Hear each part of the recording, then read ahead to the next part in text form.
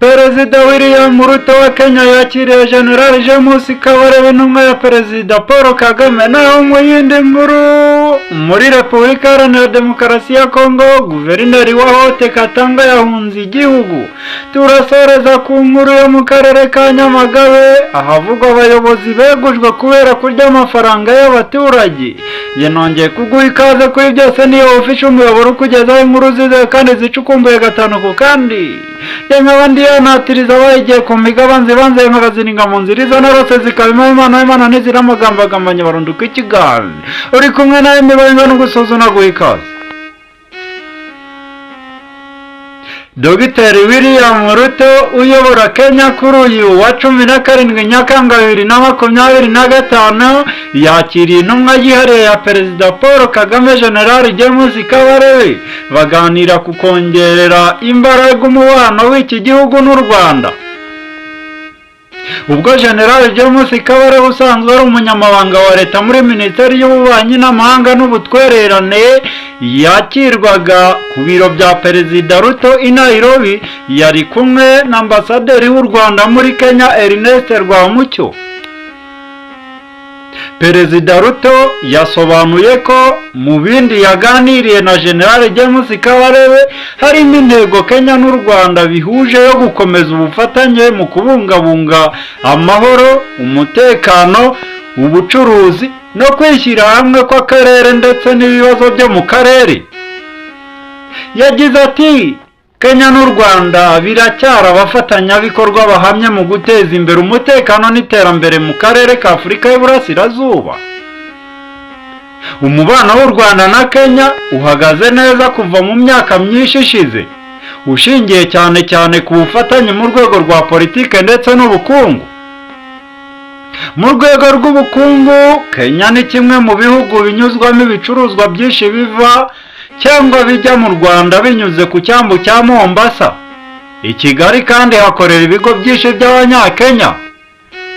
Raporo y'ikigo cy'igihugu cy'ibarurishamibare igaragaza ko muri Mata 2025 Kenya yohereje mu Rwanda ibicuruzwa bifite agaciro ka miliyoni 24 n'ibice 56 z'amadolari.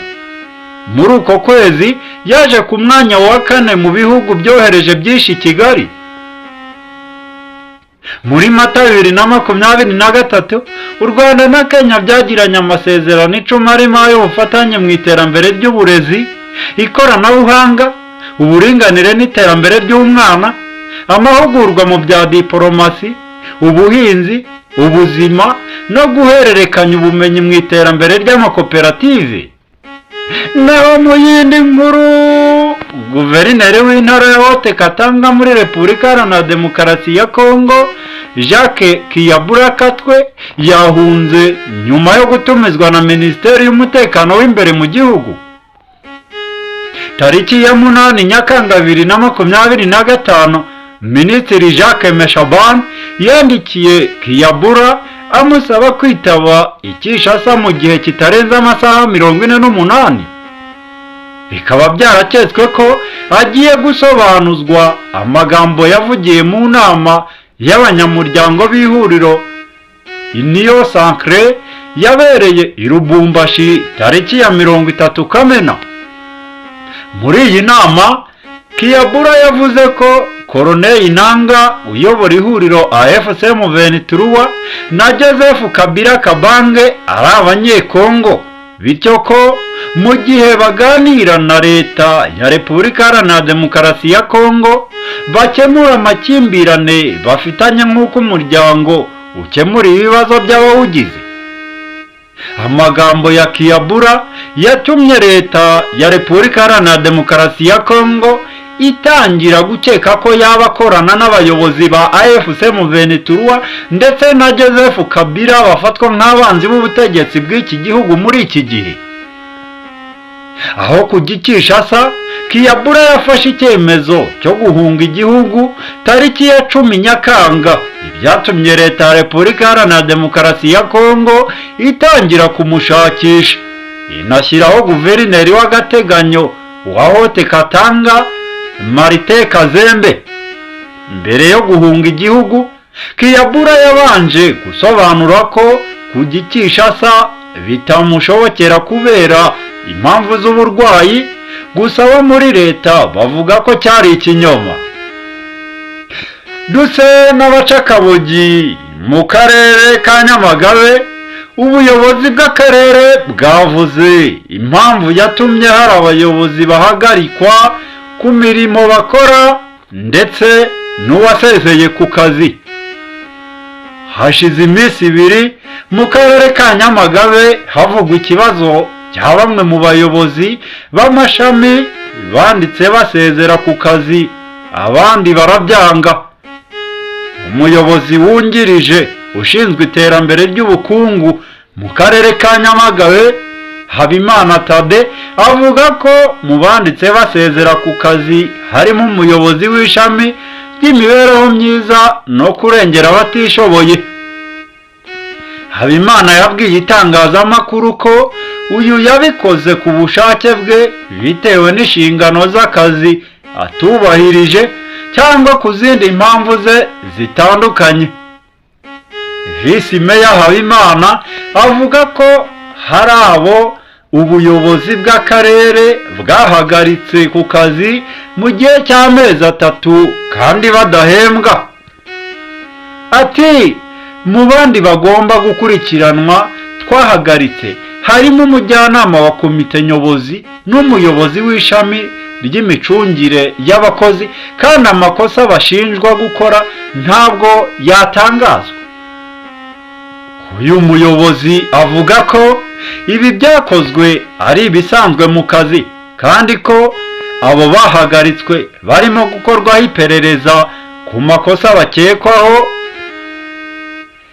Visi Meya yahakanye amakuru y'abanyamabanga nshingwabikorwa bandikiye ubuyobozi bw'akarere basaba imbabazi.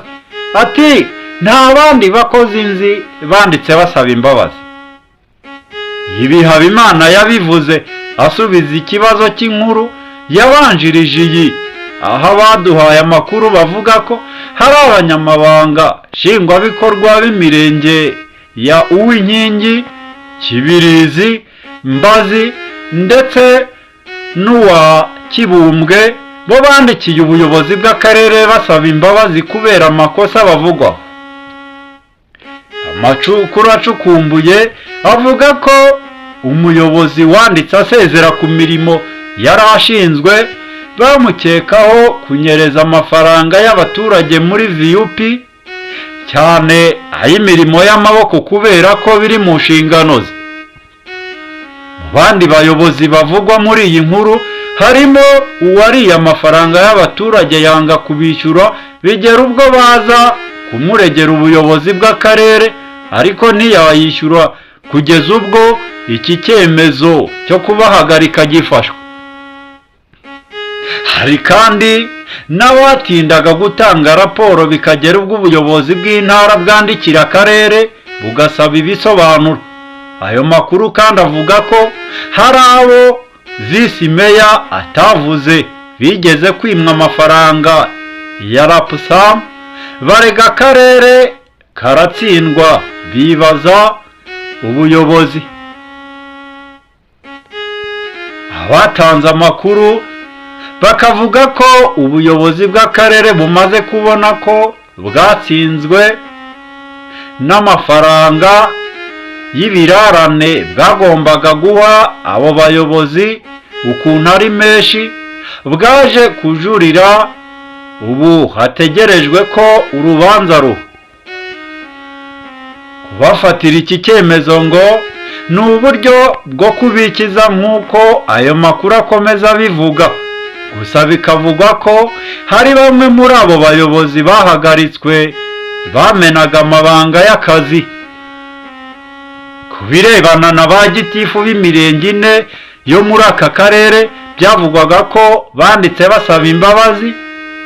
Amakuru itangazamakuru ryabonye avuga ko abo bamaze kwandika bahamagazwa mu nama ishinzwe imyitwarire yabaye mu ibanga ku munsi wa 3. Ubuyobozi bw'akarere bubika ayo mabaruwa bari banditse basaba imbabazi. Cyakora bikavugwa ko hari umwe muri abo ba gitifu ushinjwa gusambanya umugore wa mugenzi we, ndetse bikaba byaramenyekanye ari uko gitifu mugenzi we abibwiye nyobozi. Gitifu wa kabiri muri abo avugwaho gusuzugura abayobozi b'akarere, kandi ngo hari umunsi yabikoreye mu nteko y'abaturage ubuyobozi bwayijemo. Babiri bandi basigaye bikavugwa ko bashinjwa gutekinika za raporo no kutumvikana n'abakozi bakorana ku rwego rw'iyo mirenge. Ntabwo biramenyekana niba muri iyo nama ishinzwe imyitwarire y'abayobozi n'abakozi hari icyemezo abo ba gitifu bafatiwe nyuma yo kwandika basaba imbabazi. Njye mbifurije guhaha no kuronka. Imana y'amahoro n'imigisha ikomeze ibane namwe kandi ibahe kurambira kubona ibyiza. Imana iruta ibindi ni ubuzima. Bye bye, naho mu biganiro byacu by'ubutaha.